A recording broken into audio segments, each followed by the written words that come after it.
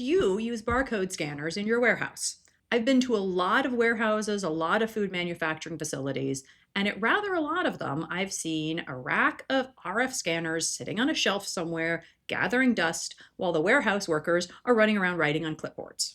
RF scanning is not a new technology, but it's hard to get it right. It's hard to make it actually useful and adding value to your business. To have a good working RF scanning solution, you need a robust user interface, you need a reliable scanner, you need something that is very user friendly and easy for your people to work with, you need super fast scanning speed, and you need it seamlessly integrated with your WMS and your MRP and your ERP.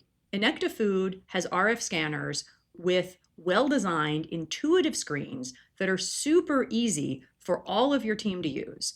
Our scanners run on reliable Zebra hardware that even comes in freezer-rated models, and all of the Inecta Food apps are running directly on our system, which includes in one integrated framework a WMS, an MRP, an ERP, and an accounting system.